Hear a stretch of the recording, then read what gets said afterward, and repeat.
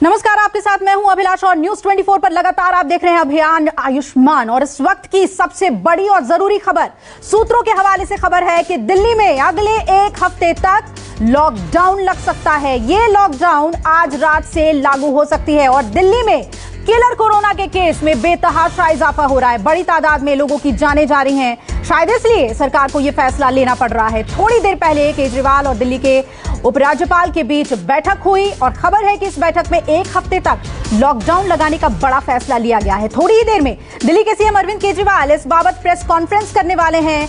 इसमें लॉकडाउन को लेकर आधिकारिक ऐलान हो सकता है। साथ ही ये कैसा लॉकडाउन होगा, इसकी पूरी विस्तृत जानकारी सामने आएगी। फिलहाल इस वक्त हमारे साथ दिल्ली से दो रिपोर्टर हमारे जुड़ रहे हैं। प्रभाकर मिश्रा मेरे साथ जुड़ रहे हैं ज्यादा अपडेट के साथ। दिव्या अग्रवाल से भी बातचीत करेंगे, किस तरह से लॉकडाउन लागू किया जाएगा और क्यों जरूरी है ये।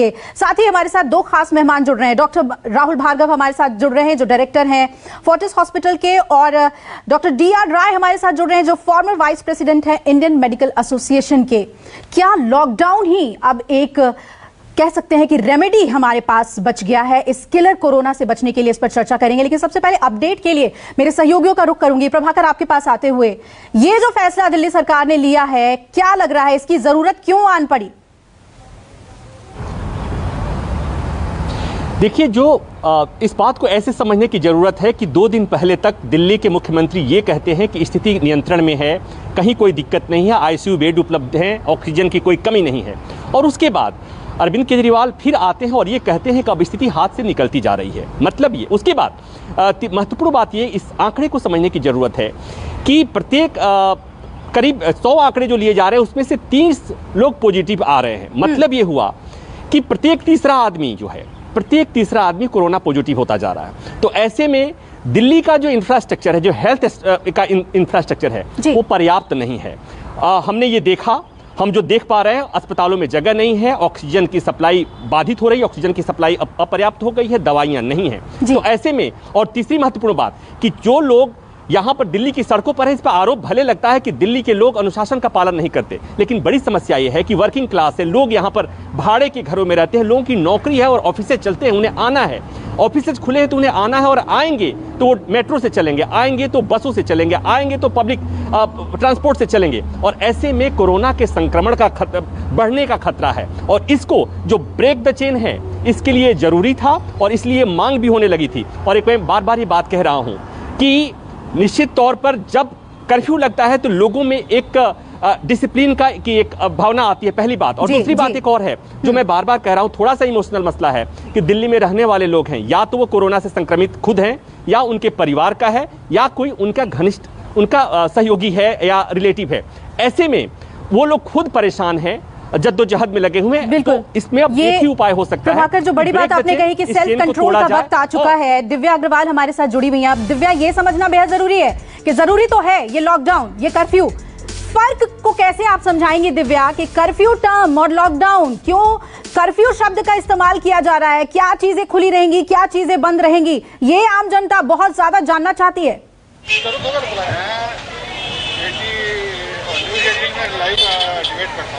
बिल्कुल अभिलाषा, मैं इस पॉइंट पे आऊँ इससे पहले मैं आपको एक तस्वीर दिखाना चाहती हूँ, उसके बाद मैं अपनी बात बहुत अच्छे से समझा पाऊंगी। देखिए, दिल्ली के एक बड़े बाजार में मैं मौजूद हूँ और ठीक मेरे सामने एक दुकान के विजुअल्स आप देखिए टीवी स्क्रीन पर, किस तरह से भीड़ लगी हुई है वहाँ पर। जब से ये बात सामने आई है कि दिल्ली में एक हफ्ते का कर्फ्यू लग सकता है, तब से इस एक दुकान पर इतनी ज्यादा भीड़ है। यहाँ पे आप देखिए, कहीं सोशल डिस्टेंसिंग, कहीं पर कोरोना प्रोटोकॉल को फॉलो नहीं किया जा रहा है, भारी भीड़ है। अब जो है वो पुलिस कर्मी आया है, लेकिन वो भी कुछ नहीं कर पा रहा है, इतनी ज्यादा भीड़ है। अब आप सोचिए कि इस तरह की भीड़ को कंट्रोल करने के लिए क्या कुछ करना चाहिए। सरकार और प्रशासन अपनी तरफ से जो भी कर रही है। अब मैं आती हूँ उस पॉइंट पे कि लॉकडाउन या कर्फ्यू। लॉकडाउन बहुत जरूरी है इस वक्त, क्योंकि कर्फ्यू जो है उसमें हमने वीकेंड कर्फ्यू में देखा कि बहुत ज्यादा ढील दी गई थी, यानी कि लोगों को जो लोग बेवजह घरों से बाहर निकल रहे थे उन्हें भी चेतावनी देकर छोड़ा जा रहा था। लेकिन लॉकडाउन में ऐसा नहीं होगा। लॉकडाउन का मतलब ये है कि पूरी तरीके से दिल्ली लॉक होगी, ना ही पब्लिक ट्रांसपोर्ट चलेगा, ना ही कोई जिस तरह से आप यहाँ पे दुकानें देख रहे हैं सिर्फ और सिर्फ एसेंशियल सर्विसेज चलेंगी। इस वक्त मेरे साथ मार्केट के प्रेसिडेंट हैं। आप ये बताइए कि इतनी भीड़ है यहाँ पर, दिल्ली में लॉकडाउन या कर्फ्यू की कितनी जरूरत है? देखिए जी, मैं प्रेसिडेंट के नाते ये कहना चाहता हूँ, सबसे पहले पब्लिक को रहना चाहिए कि ताकि वो 2 गज की दूरी, और जैसे मार्केट के प्रेसिडेंट है, ये देखिए किस कदर भीड़ यही देखकर मैं इनके गार्ड्स को कहने यही देखकर मैं इन गार्ड्स को कहने आया हूँ, बल्कि इनको मैं गुस्सा हुआ हूँ कि इस तरह की दूरी को आना इसको बनाए। और आपको नहीं लगता कि लोग जो है कोरोना प्रोटोकॉल फॉलो नहीं कर रहे, सरकार और प्रशासन क्या कुछ कर पाएगी? कर्फ्यू और लॉकडाउन कितना जरूरी लगता है? मैम, ये तो पब्लिक को सोचना चाहिए ना, गवर्नमेंट सब कुछ कर रही है, जब अगर पब्लिक फॉलो नहीं करेगी। बेहद महत्वपूर्ण तस्वीरें आपके जरिए और बहुत ही महत्वपूर्ण बातचीत देखा आपने वाइन शॉप के बाहर अभी से लोगों की इस तरह से लाइन लगी हुई है। दिव्या, आपके पास लौटूंगी, 2 एक्सपर्ट्स हैं हमारे पास और उनका रुख कर लेते हैं। डॉक्टर भार्गव, ये बहुत अहम सवाल है क्योंकि अब जो है 3 म्यूटेंट बहुत ज्यादा रैम्पेंटली आगे बढ़ रहे हैं। भार्गव जी, ये सब बताइए कि अब इस लॉकडाउन को आप कैसे देखते हैं? बिल्कुल सही टाइम पर ये लिया हुआ फैसला है या अभी भी हमने देर कर दी? ये बहुत पहले ले लेना चाहिए था स्थिति को संभालने के लिए। जी, शायद हम 1 हफ्ता लेट है, पर फिर भी देर आए दुरुस्त आए। लॉकडाउन और कर्फ्यू की जब आप बात करी थी दिव्या जी से, तो मैं आपको बोलता हूँ लॉकडाउन से जज्बात जुड़े हैं, इसलिए शायद सरकारें इस हार्ड बुलेट को लेने के लिए तैयार नहीं है। बट मैं अगले 30 सेकंड में आपको ये समझाऊंगा कि लॉकडाउन की आवश्यकता क्यों है। जब भी अगर हमारी जनता अगर समझदार होती तो वो सेल्फ डिसिप्लिन में रहती, वो नहीं हुआ। दूसरा, आपके बेड्स भर चुके हैं, और बेड्स जब भर चुके हैं तो मोर्टालिटी भले ही 1% हो, वो 5% पे पहुंच सकती है, क्योंकि डॉक्टर, नर्सेज, ऑक्सीजन, रेमडेसिविर की कमी होने पड़ेगी। और ये गलती किसी की नहीं है। आप देखिए अभिलाषा जी, एक बात समझिए, सरकार की गलती नहीं है। इतना बड़ा सर्ज अगर अमेरिका में, न्यूयॉर्क में आया था, इटली में आया था, यूके में आया था, तो कोई भी उसको नहीं झेल पाया, जर्मनी भी नहीं झेल पाया, और जर्मनी आज तक लॉकडाउन से अब निकल रहा है। यूके में, और जब आप बात करते हैं म्यूटेंट स्ट्रेन की, आप याद करिए जनवरी के महीने में जब म्यूटेंट स्ट्रेन था तो UK was forced to get a lockdown done. तो ये लॉकडाउन से हम जो बार बार अर्थशास्त्री बोलते हैं कि इकॉनमी बैठ जाएगी, उसका भी तर्क बिल्कुल सिंपल है। 14 दिन में अगर लोग ग्रसित होते हैं, वो वर्कफोर्स से बाहर हो जाते हैं। अब जरूरत है, जो शब्द यूज होना चाहिए, कड़ा लॉकडाउन और लॉकडाउन। अभिलाषा जी, आपकी बातें सरकार को सुनती है, समझती है, तो मेरा निवेदन यही है कि इस बार जान से ज्यादा, जान बचाने की ज्यादा सोची जाए रादर देन इकोनॉमी को। बिल्कुल, और सरकार भी इस बात को समझ रही है। हालांकि लोग पैनिक में ना आए, इसलिए कर्फ्यू शब्द का इस्तेमाल है, लेकिन इसे आप लॉकडाउन ही समझिए।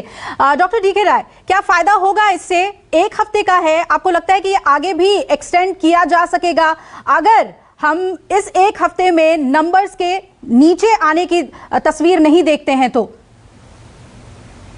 अभिलाषा जी, डॉक्टर होने के नाते मुझे बड़ा दुख होता है कि जिस प्रकार से हमारे देश की प्लानिंग चल रही है, हम लोग जनता को मौत के मुंह में धकेल रहे हैं। आप एक चीज को देखिए, 4 अप्रैल को 1,03,793 केस थे, और 1 हफ्ते के बाद 11 तारीख को 1,59,800 केस हो गए, और उसके बाद 18 तारीख को 1 हफ्ते के बाद 2,60,000 हो गए।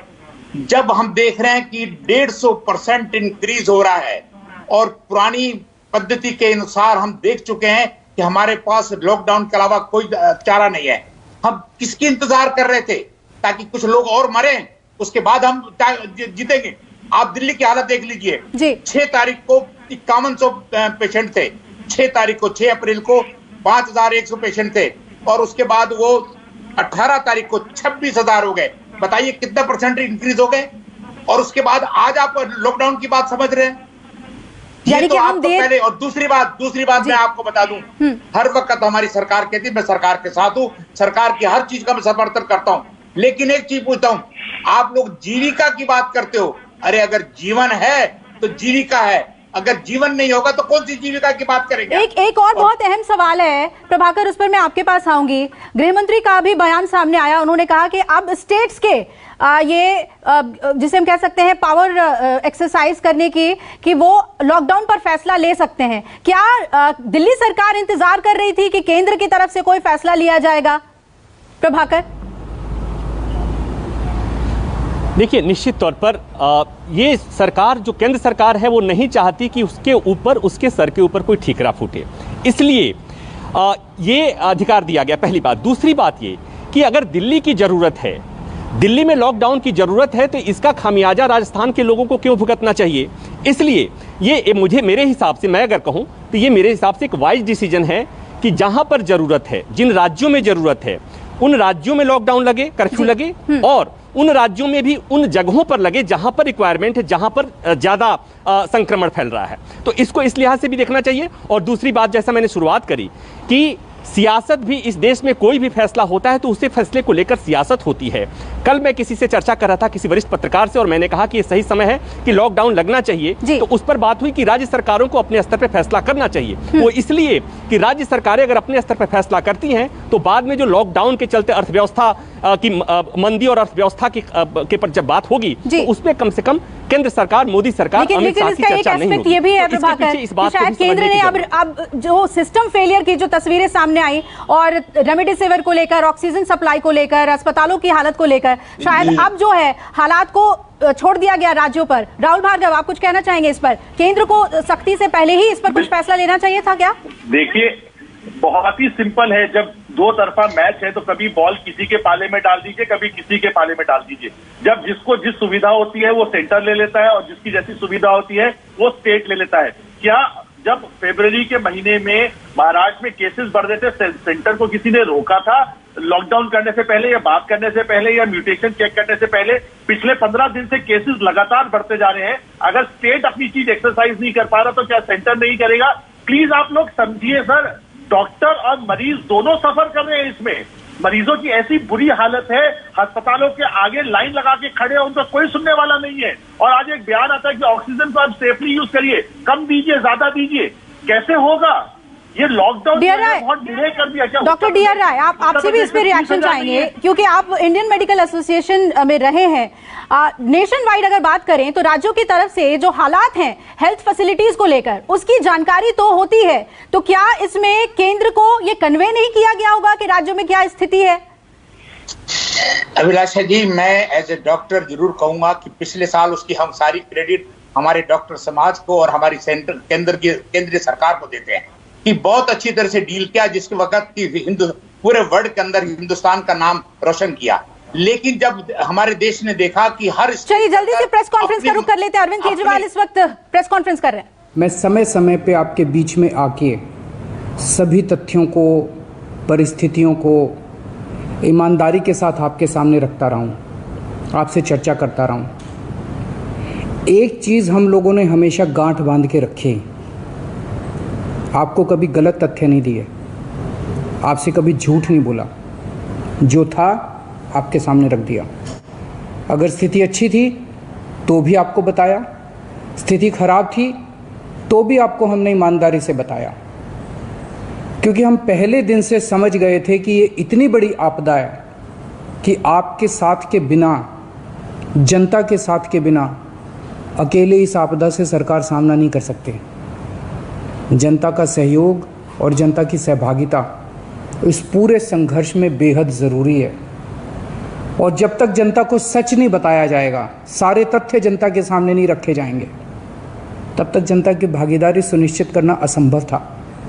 इसीलिए हमने हर चीज़ आपके सामने रखी। हमने टेस्ट नहीं कम होने दिए। आज दिल्ली के अंदर सबसे ज़्यादा टेस्ट हो रहे हैं।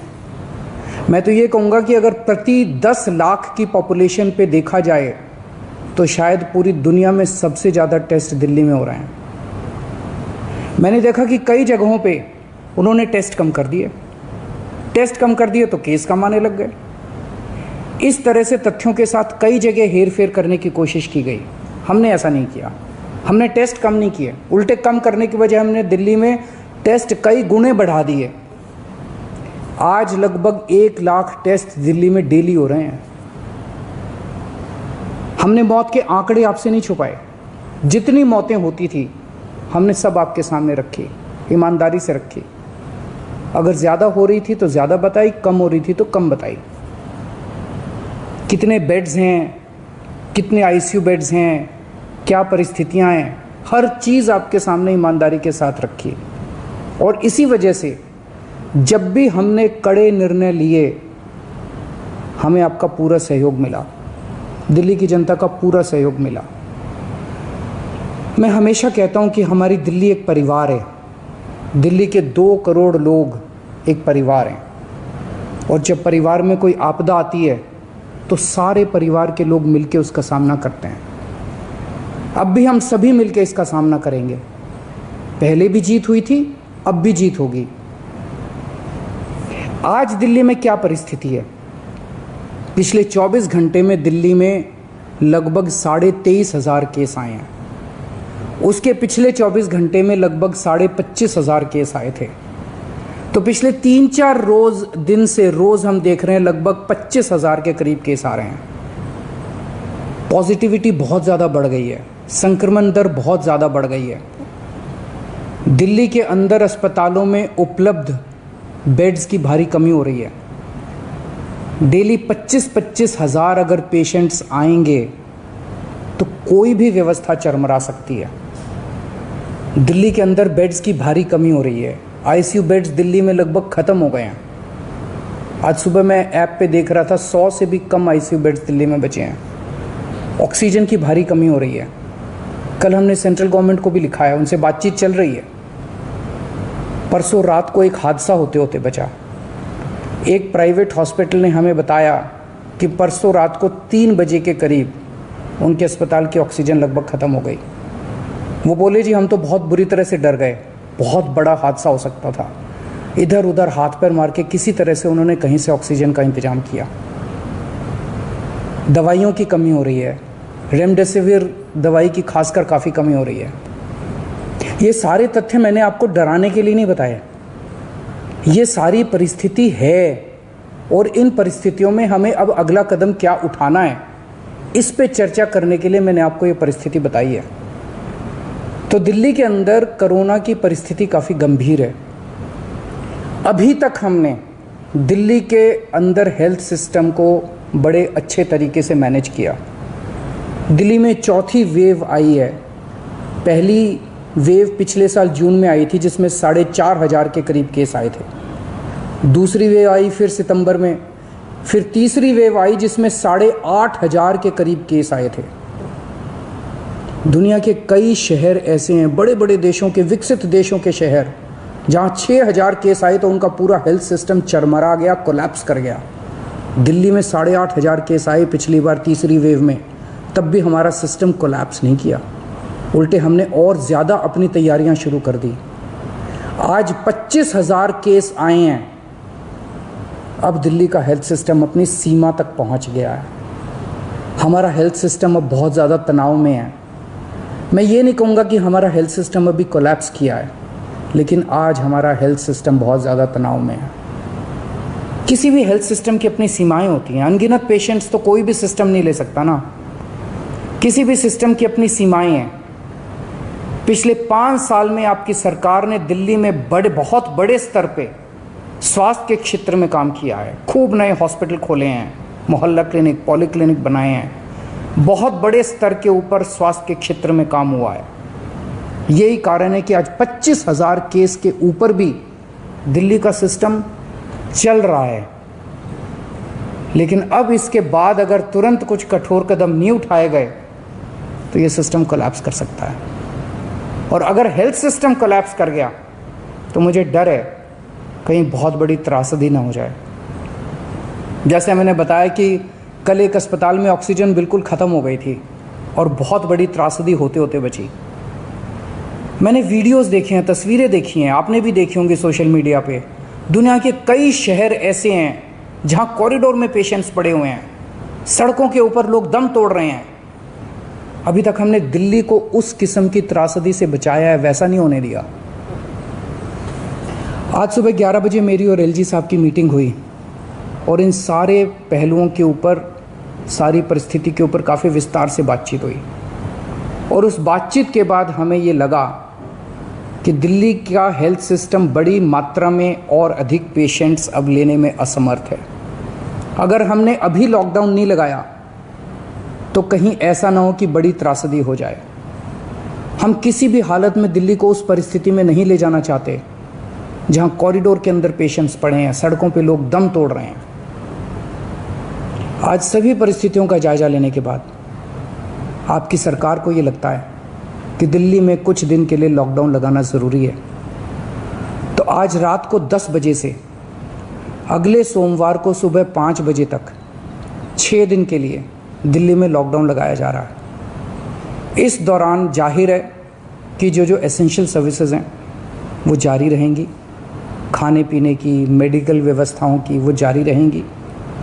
ये शादियों का सीज़न है, लोगों के बड़े मुश्किल से रिश्ते बनते हैं, हम उनके रिश्ते तोड़ना नहीं चाहते, तो लोगों की शादियां संपन्न हों, लेकिन केवल 50 लोगों के गैदरिंग के साथ संपन्न हो। उसके लिए अलग से पास दिए जाएंगे। इसके बारे में अभी थोड़ी देर में डिटेल्ड ऑर्डर जारी हो जाएगा कि कौन कौन सी चीज़ें जारी रहेंगी और कौन सी चीज़ों पर पाबंदी रहेगी। मैंने और एलजी साहब के हम दोनों ने निर्णय तब लिया है जब हमारे पास कोई उपाय नहीं बचा था। हमारे लिए निर्णय लेना आसान नहीं था, क्योंकि मैं समझ सकता हूं कि लॉकडाउन के दौरान किस तरह से लोगों के रोज़गार ख़त्म हो जाते हैं, लोगों की कमाई ख़त्म हो जाती है, और ख़ासकर सबसे गरीब तबके के लिए तो ये बेहद मुश्किल होता है। जो दिहाड़ी करके रोज़ कमाते हैं उनके लिए तो बेहद मुश्किल हो जाता है। पिछली बार जब देश में लॉकडाउन लगा था, हमने देखा कि किस तरह बड़ी संख्या में प्रवासी मजदूर अपने गांव जाने लगे थे। उनसे मैं ख़ास तौर से हाथ जोड़ के अपील करना चाहता हूं, ये छोटा सा लॉकडाउन है, 6 दिन का, दिल्ली छोड़ के मत जाइएगा। आपके आने जाने में इतना समय ख़राब हो जाएगा, इतना पैसा ख़राब हो जाएगा, इतनी ऊर्जा ख़राब होती है। दिल्ली में रहिए। मुझे उम्मीद है कि ये छोटा लॉकडाउन है और छोटा ही रहेगा। मुझे पूरी उम्मीद है कि शायद बढ़ाने की ज़रूरत ना पड़े। आप दिल्ली में रहिए। यकीन मानिए, हम पूरी ईमानदारी के साथ सब मिल के लड़ेंगे तो जल्दी इस मुसीबत से छुटकारा पाएंगे। मैं आपको यकीन दिलाता हूँ, सरकार आपका पूरा ख्याल रखेगी। मैं हूँ ना, मुझ पे भरोसा रखिए। मेरी दिल्ली के सभी नागरिकों से अपील है कि ये निर्णय हमने बहुत मुश्किल से लिया है। आप सब लोग जानते हैं कि मैं लॉकडाउन के सख्त खिलाफ रहा हूँ। हमेशा से मैंने लॉकडाउन का विरोध किया है। मेरा ये मानना है कि लॉकडाउन से कोरोना ख़त्म नहीं होता, लॉकडाउन से कोरोना की स्पीड कम हो जाती है। मेरा हमेशा ये मानना है कि अगर किसी भी शहर या राज्य की स्वास्थ्य व्यवस्था अपनी सीमा तक पहुंच जाए तो लॉकडाउन लगाना ज़रूरी हो जाता है, ताकि पेशेंट्स का नंबर कम हो जाए, ताकि हेल्थ सिस्टम को और दुरुस्त किया जा सके। ये जो 6 दिन का लॉकडाउन हम लगा रहे हैं, ये जो 6 दिन हम ले रहे हैं आपसे, इन 6 दिनों के अंदर हम बहुत बड़े स्तर के ऊपर और दिल्ली में बेड्स की व्यवस्था करेंगे। केंद्र से हम मदद मांग रहे हैं, उनसे लगातार संपर्क में हैं। केंद्र सरकार हमारी मदद भी कर रही है, उसके लिए हम केंद्र सरकार के शुक्रगुजार हैं। उनसे ऑक्सीजन की व्यवस्था करेंगे, दवाइयों की व्यवस्था करेंगे। इस लॉकडाउन के समय को हम इन सब चीज़ों के लिए इस्तेमाल करेंगे। मेरी अब सब लोगों से गुजारिश है कि लॉकडाउन का पूरी तरह से पालन करें, घर से बाहर इस दौरान ना निकलें। पहले भी हमने कई कठिन निर्णय लिए और आपने मेरा पूरा साथ दिया। मुझे पूरी उम्मीद है आज भी आप मेरा साथ देंगे। हम मिलके इसका मुकाबला करेंगे और ज़रूर जीतेंगे। नमस्कार। तो दिल्ली के मुख्यमंत्री अरविंद केजरीवाल ने कह दिया, मैं हूं ना आप लोगों का ख्याल रखने के लिए। छोटा लॉकडाउन है, 6 दिन का लॉकडाउन। संयम बनाए रखिएगा, पैनिक मत होइएगा। आज रात 10 बजे से सोमवार सुबह 5 बजे तक लॉकडाउन रहेगा। जरूरी सेवाएं चालू रहेंगी। और सबसे बड़ी बात जो मजदूरों के लिए उन्होंने कहा, जो दिहाड़ी मजदूर हैं, उनसे अपील की कि मत जाइएगा, वक्त आपका खराब होगा, परेशान होंगे। सब कुछ बहुत जल्दी ठीक हो जाएगा। शादी समारोह है, उस पर रोक नहीं है, पास देंगे, लेकिन 50 लोग ही शामिल हो सकेंगे। इसके अलावा जो स्थिति है उसको उन्होंने कहा कि ईमानदारी से बता रहा हूं, डरा नहीं रहा हूं। आपके साथ हूं और केंद्र सरकार के साथ समन्वय बनाते हुए जितनी भी समस्याएं हैं उसे दूर करने की कोशिश की जाएगी। कोरोना खत्म तो नहीं हो सकता, लेकिन इसके चेन को हम तोड़ सकते हैं इन 6 दिनों में। न्यूज़ 24 की भी आपसे यही अपील कि इस दौरान आप पूरी एहतियात बरतिए, एक दूसरे का साथ दीजिए, मदद कीजिए और इस लॉकडाउन में सरकार का सहयोग कीजिए। प्रभाकर और दिव्या हमारे साथ जुड़े हुए थे, अभी भी हमारे साथ जुड़े हुए हैं। और दिव्या, जो एक बात आज मुख्यमंत्री ने कही उस पर जरूर जो जमीनी हालात है वो जानना चाहूंगी, क्योंकि प्रभाकर भी उस पर बता रहे थे कि स्थिति बहुत खराब है। वो कह रहे हैं कि अभी सिस्टम फेल नहीं हुआ है। क्या माने कि सिस्टम फेल नहीं हुआ है?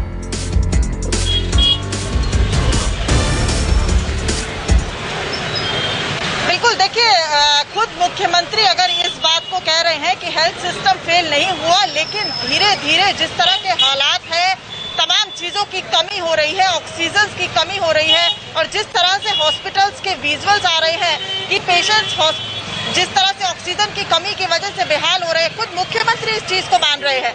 तो इस बात की तरफ इशारा कर रहे हैं कि जो हेल्थ सिस्टम है वो धीरे धीरे क्रैश की तरफ बढ़ रहा है। इसे इस बात से समझिए, एक आंकड़ा यहाँ पे मैं बताती हूँ। जनवरी, फरवरी, मार्च में दिल्ली में लगभग 37,000 केस आए थे और केवल अप्रैल के 15 दिन में 87,000 केस आए। और अभी अगर 2 दिन की बात करें तो 25,000 और 23,000 केस। ये आंकड़ा सोच के कोई भी घबरा सकता है, क्योंकि जिस तरह से कोरोना की स्पीड है, आउट ऑफ कंट्रोल हो चुका है और इसके लिए लॉकडाउन सबसे बेहतर विकल्प है। बिल्कुल दिव्या और प्रभाकर, ये अगले जो 6 दिन हैं वो कितने चुनौतीपूर्ण हैं? फैसला किया कि उन्हें मार्केट्स को ये कितने चुनौतीपूर्ण हैं प्रभाकर, जो अगले 6 दिन हैं? क्योंकि उन्होंने अपील की है मजदूरों से कि आप मत जाइएगा, रुकिएगा। देखिए, यही एक बड़ी बात है और एक समस्या है। पिछली बार के लॉकडाउन में जो देश ने देखा, जो त्रासदी देखी थी, अप्रवासी मजदूर लॉकडाउन के चलते जो अपने घरों को लौटने लगे थे, उसके बाद जो त्रासदी देखी दुनिया ने देखा था, तो अरविंद केजरीवाल की बड़ी समस्या है, उनके लिए चुनौती है। इसलिए उन्होंने कोशिश किया कि उन्होंने कहा कि भरोसा दिलाने की कोशिश की, एक छोटा लॉकडाउन है, इसमें सहयोग कीजिए, किसी को कहीं जाने की ज़रूरत नहीं है। और आखिर में उन्होंने एक बात और कही कि आपका ख्याल रखा जाएगा और मैं हूं ना। एक मुख्यमंत्री अपने लोगों से ये भरोसा दिलाने की कोशिश करता हुआ, लेकिन बड़ी बात ये कि क्या ये अप्रवासी मजदूरों को ये अरविंद केजरीवाल का मैं हूं ना से उनके मन में इतना भरोसा जगेगा? ये बड़ा सवाल है। और दूसरी बात ये कि यहाँ बहुत लोग ऐसे भी हैं जो रोज कमाते हैं, रोज खाते हैं, रोज कुआं खोदते हैं, रोज पानी पीते हैं। ऐसे में 1 हफ्ते का लॉकडाउन, और एक बात और, अरविंद केजरीवाल ने एक और बात कही कि उन्हें उम्मीद है कि एक लॉकडाउन ये 1 हफ्ते का ही हो, ये छोटा ही हो, बढ़ने की उम्मीद बढ़ना नहीं चाहिए। लेकिन इसमें भी एक संशय है, एक आशंका है, और ये संशय और आशंका अगर अप्रवासी मजदूरों के जाता है तो भगवान न करे उस तरह की तस्वीर आनी नहीं चाहिए, लेकिन अगर उनके मन में आता है तो वो उन लोगों में पैनिक होगा। तो हमारी भी यही गुजारिश है, अपील है कि 1 हफ्ते का ये लॉकडाउन है, इसमें लोगों को पैनिक होने की ज़रूरत नहीं है। सरकार कोशिश कर रही है, ये सरकार की कोशिश में लोगों का सहयोग होगा कि सरकार के इस कदम में कदम मिलाएं, इस लॉकडाउन का पालन करें। सबसे बड़ी बात प्रभाकर, क्योंकि हमारे पास और कोई चारा नहीं। जी बिल्कुल, आप लोग ग्राउंड पर हैं, स्थितियों को देख रहे हैं। दिव्या, आप भी ग्राउंड पर हैं, अस्पतालों के हालात आपको मालूम है, सड़कों पर पुलिस किस तरह से आम जनता से सख्ती बरतने को कह रही है। अब ये जो 6 दिन है दिव्या, ये बहुत महत्वपूर्ण हो जाएंगे कि पुलिस कैसे सिचुएशन को अपने कंट्रोल में रखती है, क्योंकि चेन को ब्रेक करना है।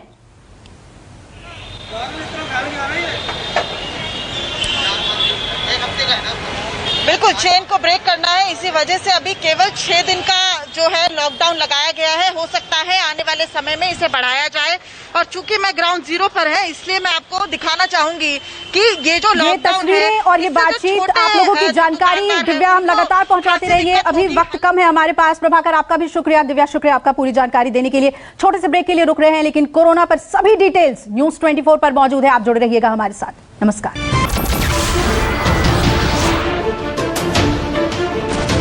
नमस्कार, मैं हूं मानक गुप्ता। अगर आपको हमारा ये वीडियो पसंद आया हो तो इसे लाइक और शेयर जरूर करें, और हां, हमें सब्सक्राइब और फॉलो करना ना भूलें ताकि आप देश और दुनिया की कोई खबर मिस ना करें। तो जुड़े रहिए हमारे साथ और देखते रहिए न्यूज़ 24।